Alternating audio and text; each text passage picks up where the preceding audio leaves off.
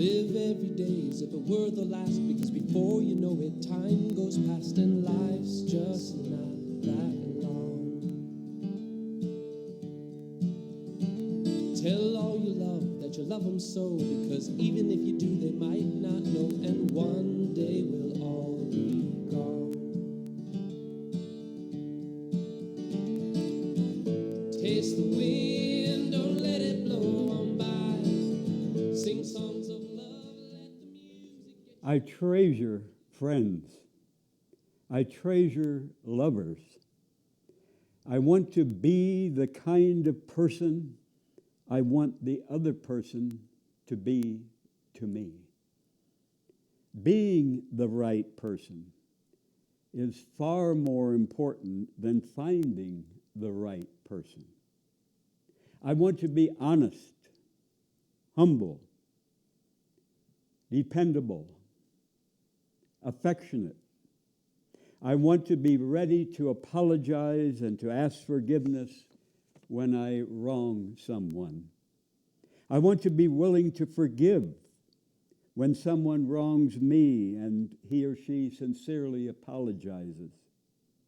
I want to be open to learn wiser ways to live, not staying stuck in old ruts.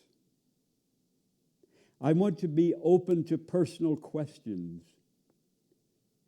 any personal questions, ready to talk freely about sex, death, religion, money, whatever. I want to be available in times of crisis and sorrow. I want to be ready to listen to the other person's struggles and heartaches, not too busy with less important things in my life. I want to be not expecting the other person to be more open about their lives than I am with them about my life. I aim never to expect from any friend what they cannot or will not give. In male lovers, I aim to be the kind of lover and man I'm strongly attracted to as much as possible. No, I sure as hell can never and will never be 25 years old again, but I aim to be healthy and lean. I eat only healthy foods. I love to live simply in one room. I have no shame, no guilt, not a bit about being in love and making love with certain men. I drink no booze. I smoke no cigarettes. I take no street drugs, no prescription drugs. I cage no man romantically, and I refuse to let any man cage me. I can be openly, honestly, deeply in love with more than one man at the same time. I do lots of walking and exercise. I enjoy living simply on much less than the U.S. poverty level for me as a single person. I have no right to much more than I need, while millions, hundreds of millions suffer on far less than they need in this world. I do not ride in cars. I do not eat in restaurants. I enjoy being naked at home and mostly naked in public when I am warm enough. Especially in hot weather, in the evening hours before going to bed, piss in a clear glass cup. And if your piss is darker than light yellow, drink more water until your piss is light yellow before going to bed. I can't speak for everybody, I can't speak for you, but I find that if my piss is, especially in hot weather, is not light yellow before I go to bed, it can take hours for me to go to sleep because my body is crying out for more water. Not enough water in my body can keep me from going to sleep for hours. So the real way to know is pissing in a clear glass cup a few hours before you go to bed and see if it's light yellow. If it's darker than that, drink more water until you can piss light yellow before going to bed. And if I get awake and stay awake very early in the morning before I want to get up, I need to drink more water or drink my piss because my body is crying out for water to do all the many things our bodies must do to keep us alive and healthy. If you're in a relationship where you no longer feel any strong sexual attraction to the other person, if you're in a relationship where sex with the other person has become an obligation and a chore, something you aim to avoid if possible,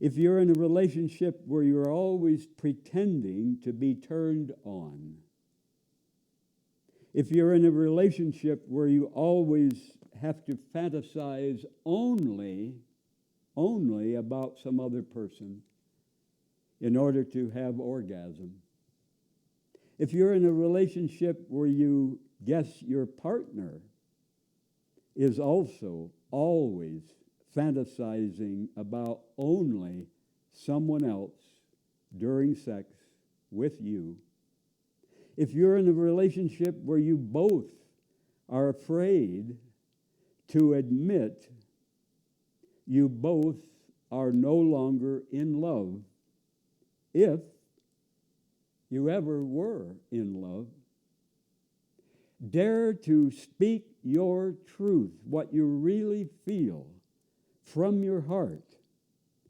to the other person.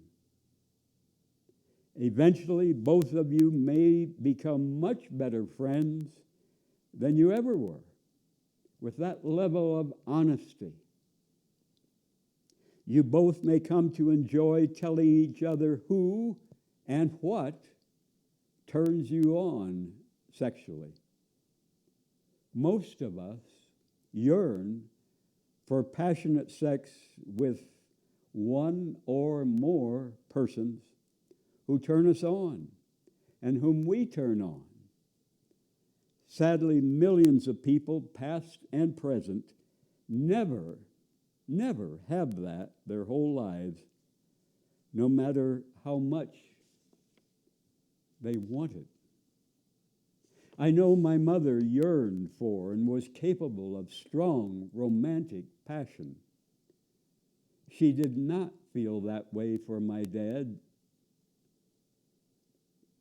She ate junk food, sweets, night after night before going to bed.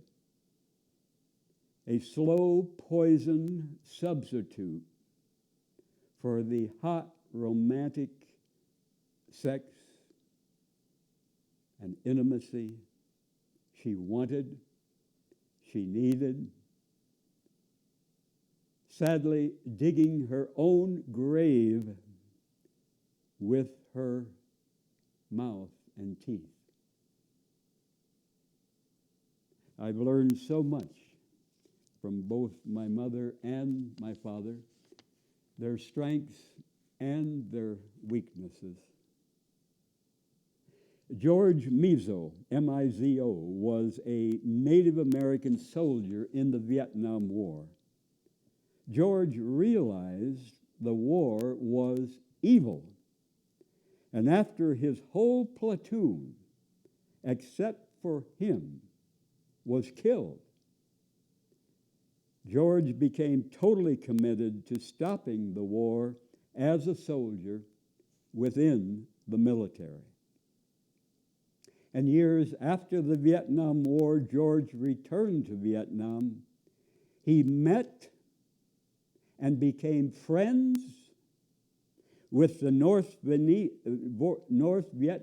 general whose soldiers had killed George's platoon. Now that's amazing. I have a photo at home of Native American George Mizo, the U.S.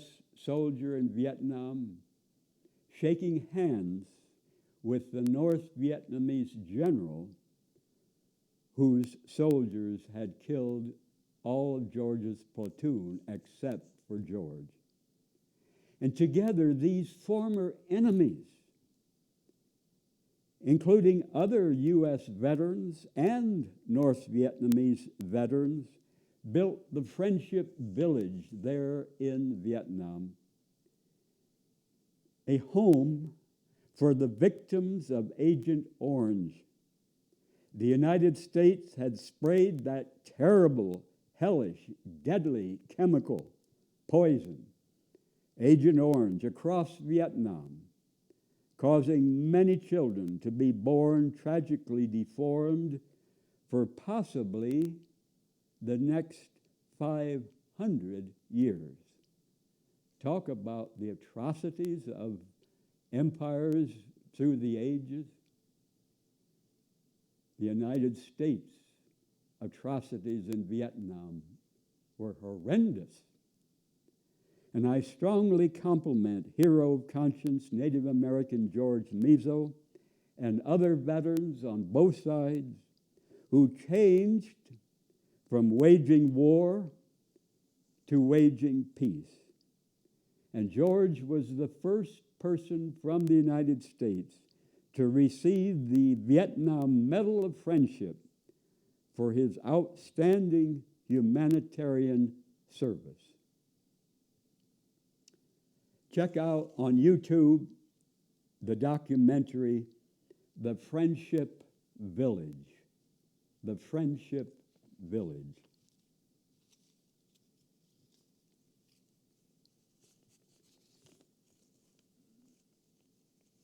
The Hopi Elgin Joshavama said, "I just do not feel comfortable as a Hopi person that we should have to live off the misfortunes, or in other words, the losses of people who gamble. When we're growing up, we're taught to be helpful to other people." And this Hopi man says, "To me, gambling is something opposite from that teaching." He said gambling would be just another addiction for his people to deal with, in addition to alcoholism and drug abuse. Many years ago, Eric Menendez murdered his parents. And we can learn from his terrible crime. As he faced a life sentence in prison, Eric said his true punishment for his murder of his parents was the agony of hating himself for what he did. Eric tells abused children that killing solves nothing. Eric said, "What I did was completely wrong. Taking my own life would have been better." What is sad is, he said, "there are so many people that hate me and they do not even know me." He said, I was feeling horribly empty. I did not think I had much to live for. Within that week, I would have killed myself. Eric insists he loved his parents at some level, but he says life with his father, an entertainment executive, was impossible. Eric said, one of the disturbing things is I've been getting letters from kids who have been abused. They say, you did the right thing. These letters disturb me because what I did was completely wrong. Taking my own life would have been better. Eric wants to tell those youth, if you kill your abusers, you will not be able to live with it because you also love them. He said, certainly I'm relieved. I no longer have to fear anyone coming into my room at night, but suddenly they're dead. And you can't say, wait a minute, I need to talk to you about this. It's silence forevermore. How much better for society and for Eric Menendez if instead of locking him up for many years, he would be allowed to tell his tragic story and the hard lesson he learned to schools all across this country so that other kids and parents can learn from his tragedy. Eric deeply regrets what he did. He cannot bring his parents back, whom he murdered, but he can help others avoid committing the evil he committed.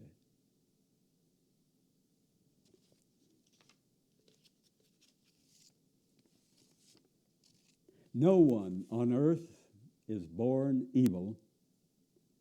No matter how much evil they later commit, at birth, we all are like a bare garden plot at the beginning of spring. And all of us who are in the child's life plant good seeds or poison weeds or a lot of both, good seeds and poison weeds. We do not know what the baby suffered in the mother's womb before birth. If the mother was bruised and beaten, if the mother was addicted to booze and other drugs, if the mother lived in constant fear or in severe depression, how that affected the growing baby in the womb. This baby, as an adult man or woman, has no memory of life, good or bad, in mother's womb. We do not know what the baby suffers after birth behind the home's closed doors. Violent family fights, hunger and neglect, hate-filled cursing, seldom, if ever, rocked and hugged and touched with affection. And often I think it may even be harder in filthy rich families to deal with awful abuse because of the image of, oh, they live in a fancy part of town in a palace of a house and drive a limousine-type car. They must enjoy life. Well, many, certainly not all, but many live in hell inside those luxurious walls. The Swiss Jewish psychiatrist Alice Miller, in her book, for your own good, tells of the horrendous cruelty Adolf Hitler suffered as a child. Hitler was not born evil. Hitler was not born a mass killer of millions of Jews and many other groups of people. And beneath the smile of the teenage, good-looking boy or beautiful girl that we see on the street or in stores, beneath that surface can be a hell of hurt, abuse, loneliness. Beneath the many jokes of the popular adult comedians can lie pits of sorrow, depression, suicide attempts. And beneath the gun-addicted hellraiser's insane meanness often lies an unhealed, abused child, starved for love. Men and women, if possible, avoid conceiving any baby if you know you are not ready, not able to be the good parent every child needs and deserves, the good parent we would all want if we could choose.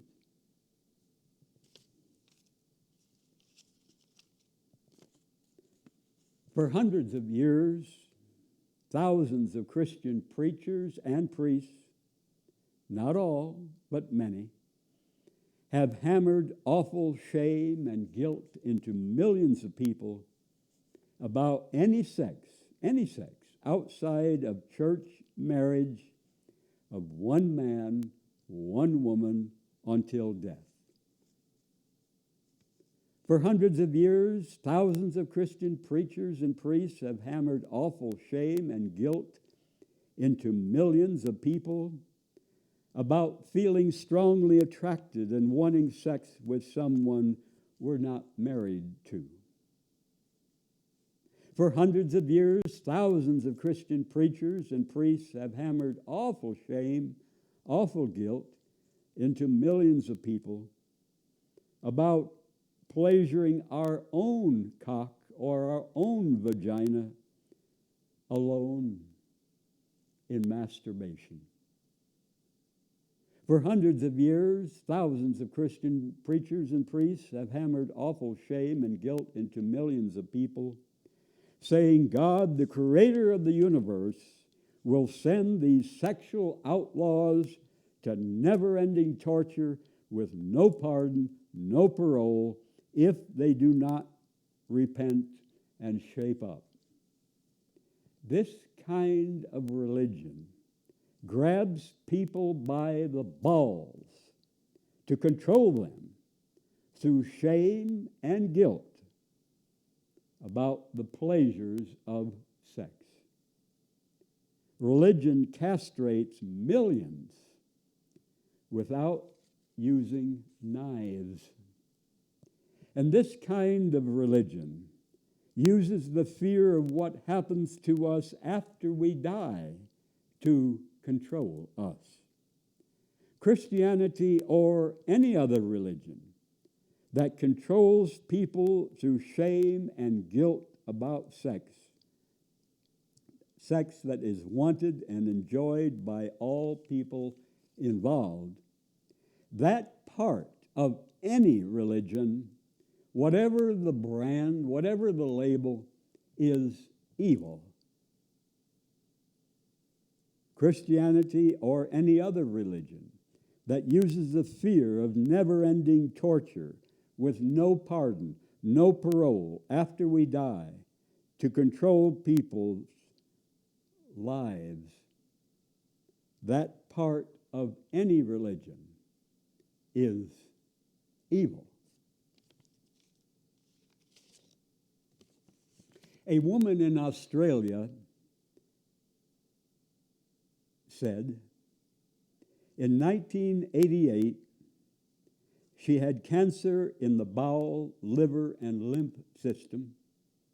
For the cancer in the bowel, she had 3 surgeries within 3 months, and after which she was only skin and bone. And for the liver and lymph cancers, she was offered chemotherapy, which she refused. All the anesthetics, the antibiotics, and the post-operative drugs had weakened her immune system to rock bottom. She was given by a friend the book The Water of Life by John W. Armstrong of England. It's a book about urine therapy, drinking our piss, massaging with our piss to heal ourselves. She decided not to tell her doctor, not to tell anyone until she felt totally healed. She did not want anybody putting her down and saying, oh, that's a bunch of bull. She wanted to experiment for herself. So she kept up with meditation and relaxation, her usual wheatgrass juice mixed with lettuce juice to make it more tasty, and other veggie juices. She ate plenty of salads and greens. She ate no meat, no cooked foods, no dairy products, no oils, no fats for 3 months to heal her liver. She had daily rubbings of her whole body, including her hair and her scalp, with piss. The skin is an absorbing organ for the lymph glands, and the lymph glands are like the garbage collectors of the body to take out the poisons. She would do this in the afternoon and shower the next morning. She also drank her own water of life, her piss, in between meals, early morning, and during the night, up to 7 glasses per day. She was serious. She wanted to get well. And 9 months later, it didn't happen overnight. It didn't happen in a week, because it takes the body a while to heal, even when you're doing everything right, especially if you did everything wrong for many years. 9 months later, she went to the doctor. She looked and felt well. And what a great surprise to the doctor. He thought she had already died. A blood test showed no remaining trace of cancer anymore. It can work, folks. I have drunk my piss every day for health since November 10th, 1999, now usually 2 cups in the morning as I exercise most days. I aim to drink my piss every day as long as I live. When I was about 13, my mother saw me pleasuring my cock, masturbation. My mother had no brothers. I'm quite sure she never saw my older brother or my dad or her dad or any male pleasuring his cock by himself. My mother insisted then that I promise not to do it. And I was terribly torn between the promise not to do it, I had made to my mother, and my wanting the wonderful pleasure of masturbation. So for years, I did it in a different way, but still did it. I'm glad that years later, many years later, my mother changed. After I told her I am gay, soon after I first had sex with any male in my life when I was 31, a few years later, she told me she wished she could be a mouse in the corner to watch me have sex with a man. A big change of awareness from insisting that I promise her when I was about 13 not to masturbate, to telling me she wished she could see me have sex with a man many years later. If you're a mother or a father, and if you happen to see your son or your daughter pleasuring themselves sexually, please say nothing negative. Do not put them down. Do not insult them in any way. Do not frown. Do not act shocked. Sincerely compliment them for giving their bodies good sexual feelings. No shame, no guilt. Tell them often it is best to do this masturbation when they're alone, because many people do not want to see them do it. Enjoy this pleasure alone or with people who enjoy seeing you or doing it with you. Sadly, millions of youth, hundreds of millions of youth, have loads of shame and guilt about enjoying sex by themselves or with someone they love and who loves them of the same gender or the other gender. Shame and guilt loaded on them from their parents and from many other adults. And many youth turn to booze and to other drugs to drown out that shame, that guilt about something that should be a natural pleasure.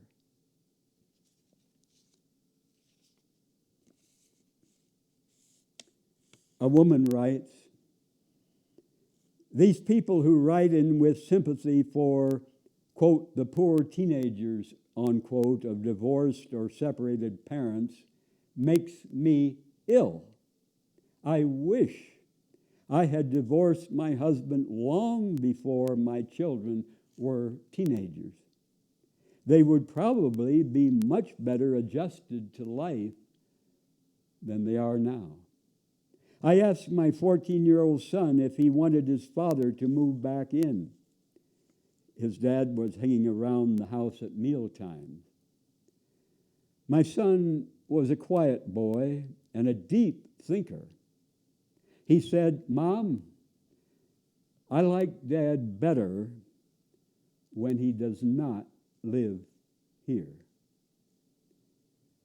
She says, my son is now 34.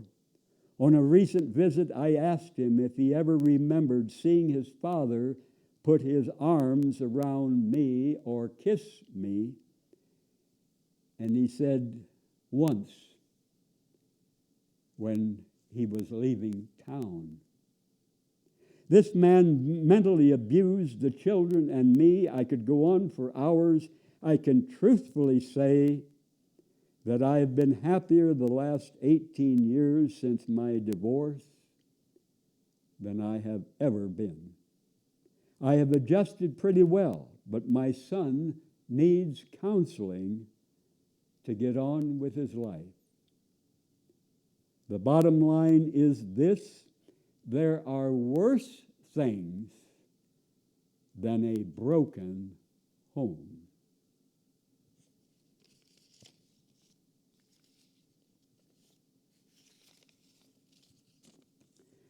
Cow's milk is great for baby cows. Human milk is great for baby humans if the mother eats and lives healthy. Animals in the wild do not drink the milk of a different kind of animal. No adult animal in the wild drinks milk. Just as all animals are not alike, the milk from cows, goats, pigs, humans is not alike. Cow's milk is designed to create a huge, big-boned animal in only 2 years. So if you're fat and you drink cow's milk and eat cheese and ice cream made from cow's milk, do not expect to lose the fat. Cow's milk causes more mucus than any food. Thick, dense mucus that clogs and irritates your nose, your throat, your sinuses, your lungs. Gluey mucus that is hard for the body to get rid of. Cow's milk can cause hay fever, asthma, bronchitis. Cow's milk can cause colds, runny noses, sinus infections.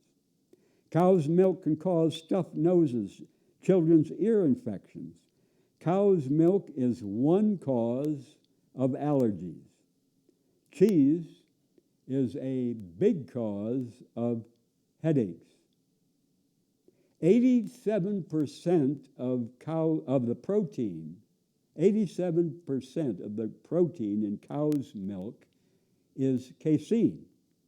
Casein makes cancer grow faster at all stages. It doesn't necessarily cause cancer, but if you have cancer in your system, and some people have it for years and they don't even know it, it's kind of quiet, doesn't show itself much, but if you eat a lot of dairy products from cow's milk with so much casein, that casein can cause that cancer to come alive in a horrible way and grow faster at all stages. Casein is also used to make one of the strongest glues for wood. Far more casein is in cow's milk than human milk. Our human digestion cannot break down the cow's milk casein. So our intestines get clogged with thick, rope-like mucus. Eating cheeses and ice cream, drinking cow's milk can cause or worsen ulcers, colitis, prostate cancer, colon cancer, arthritis, osteoporosis, and multiple sclerosis. Do not swallow the lies and the propaganda of the dairy ads, just as you should never swallow the ads and the propaganda of the booze ads or the cigarette ads. The dairy industry wants your money, regardless if you get sick, if you suffer, if you die from swallowing their lies. Most of all the cow's milk, the cheese, and ice cream sold in U.S. grocery store is pasteurized. The cow's milk is heated to 170 degrees Fahrenheit. Pasteurization makes the cow's milk more harmful than raw cow's milk, provided the cows were healthy. For the raw cow's milk. The teeth of children fed pasteurized cow's milk are more likely to decay than the teeth of children fed raw cow's milk from healthy cows. Pasteurizing cow's milk does not make it clean. It could still have hair, soot, dust, dirt, shit, sweat, or small bugs in it. Pasteurizing also reduces many of the nutrients. Many years ago, I was addicted to much dairy, like crazy. Chocolate milk, ice cream, cheese. But I changed largely in the 1980s. I eat no cheese, no ice cream. I drink no milk. But if you insist on eating dairy, eat only raw milk, raw cheese from healthy goats. No cow's milk, no pasteurized milk from any animal. Raw milk from healthy goats is much healthier than pasteurized cow's milk. But if you want to be most healthy, consume no milk, no cheese, no ice cream. Remember that animals in the wild do not consume the milk of another kind of animal. Can we learn from them? And no adult animal in the wild consumes milk.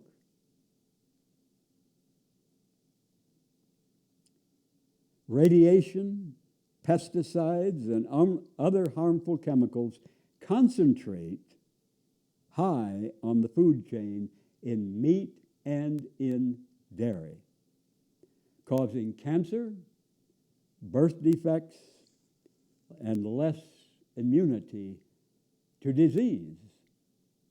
Diseases like COVID and other kinds of flu and colds and many infectious diseases.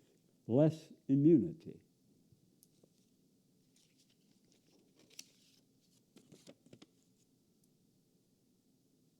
Some years ago, Jeffrey Giuliano said, "For years now, I've considered my stint as Ronald McDonald to be the nutritional equivalent of the Marlboro Man, hawking products that put people in intensive care with fatal diseases like cancer, heart disease, and stroke." He's talking about his time pushing poison for McDonald's. He says, as Ronald McDonald, I actually told children that hamburgers grow in vegetable patches instead of letting them know the truth. The animals were crowded into tiny cages where they can barely turn around, subjected to painful procedures like de-beaking and castration, cutting out their balls if they're males, without anesthesia, no painkiller, and get a brief glimpse of daylight only when they're being trucked to their death. He says, I deeply regret ever letting McDonald's use me to encourage kids to eat animals. I am proud to say that today I'm a vegetarian, doing everything I can to urge McDonald's to stop turning a blind eye to animal suffering.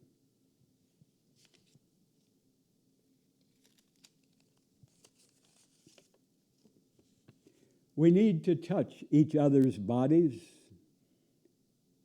If the person's touching both want it, especially warm hugs. Millions of people are starved for kind touch from birth and do not realize what they're missing in their lives because they never experienced it. Much like being born blind with no eyesight, never fully knowing what we're missing. Kind touch connects us to other people. And sadly, many teachers are afraid to hug their students.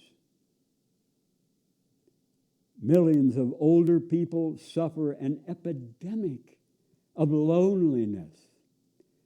They are seldom, if ever, touched affectionately. I'm not talking about changing their bed or rolling them over or sitting them up in a chair or helping them take a shower. I'm talking about affectionate touch from family, from friends. Millions of old people seldom touched affectionately and feeling the hell of loneliness. Their skin hunger cries out, please touch me with feelings from your heart. Show me you love me if you do. I love to hug men, to hug women who enjoy our hugs. Kind touching heals our hearts. Kind touching helps us feel connected. Millions of people severely emotionally constipated, and many of the causes often going back to early childhood, seldom rocked, held, touched with strong affection. So many adults use booze to unwind, but booze is a dangerous, unhealthy laxative for emotional constipation. Many tears and many warm hugs are natural, healthy laxatives for emotional constipation. I love movies with deep feelings that move me to cry. I'm not afraid. I'm not ashamed of showing my feelings in tears of love and sorrow.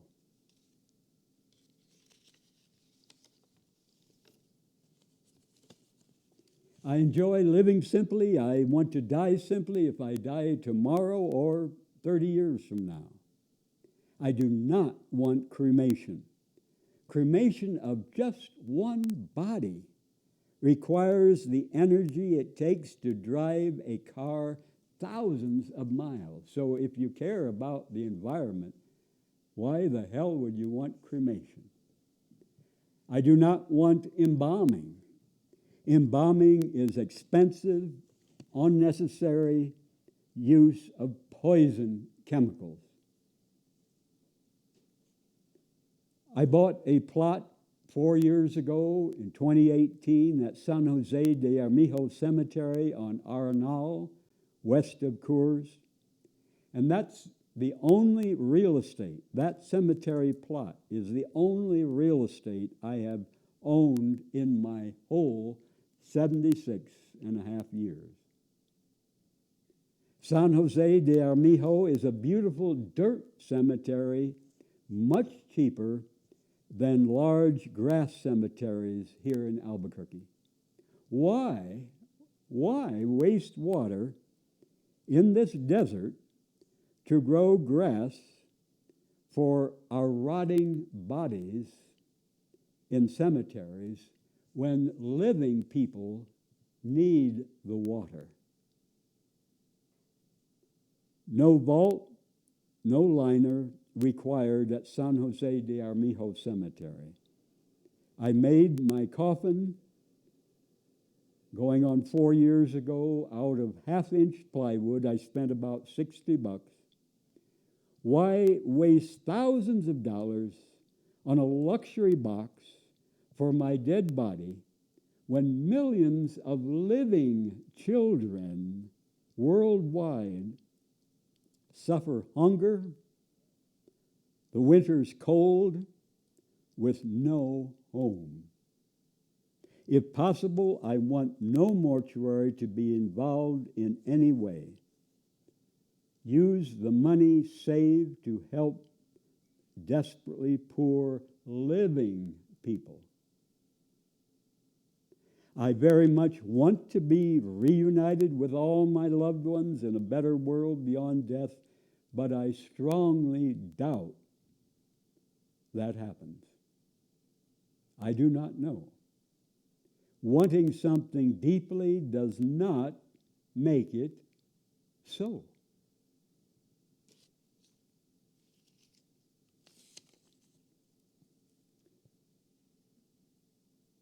A man writes, I'm a friendly, nice-looking young man in my mid-20s. For more than 10 years as a teenager and young adult, I suppressed my natural urges, which were homosexual. It was a constant daily battle to stifle my feelings for men. Never at any time did I have those feelings for a female. I knew that homosexuality would never be accepted by my family or society. No one would ever suspect that I'm gay.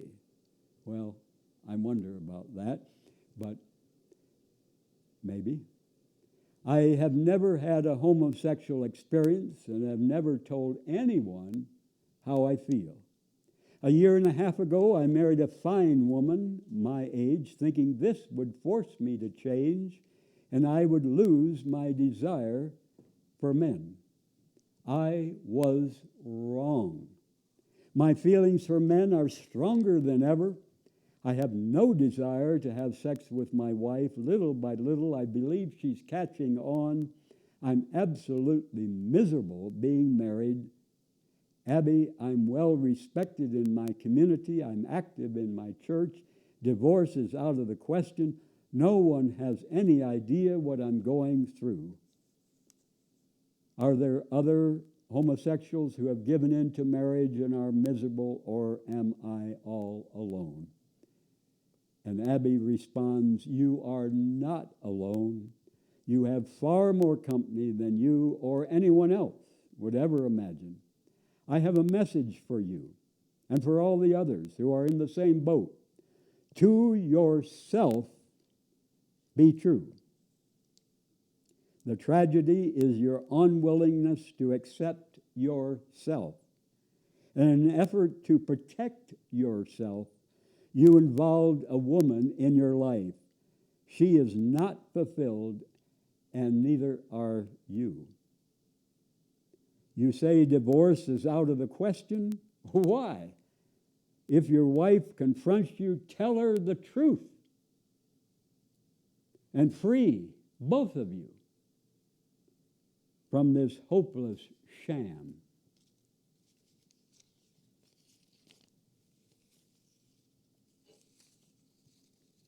Wear and tear arthritis, also known as osteoarthritis, the degeneration of those joints you're using every day, knees, hips, shoulders, can start in your late 40s. Weakening muscles and weight gain worsen the condition. According to the Arthritis Foundation, being just 10 pounds overweight puts an extra 15 to 50 pounds of pressure on your knees.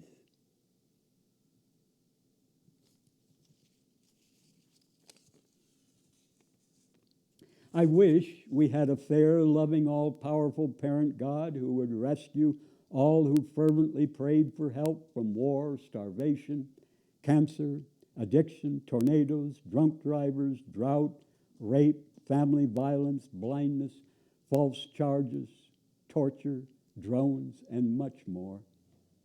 Hundreds of millions of people throughout human history have prayed desperately to God the best they knew how and received no help. The Bible says Jesus spoke often about God as a loving Father who would answer prayers and give what we ask for.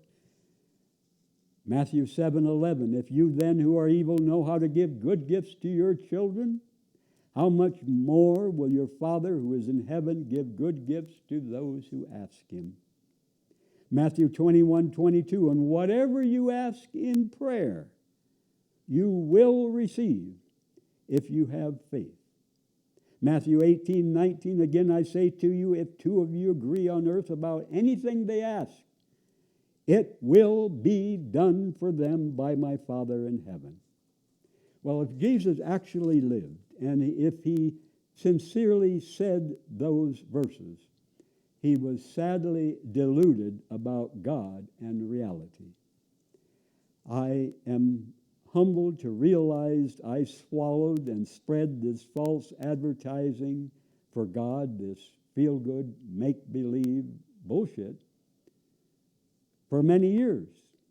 I was a sincere Christian preacher in the 1960s, but with the help of many, many people, I slowly woke up. I do not want to con myself or others anymore about religion.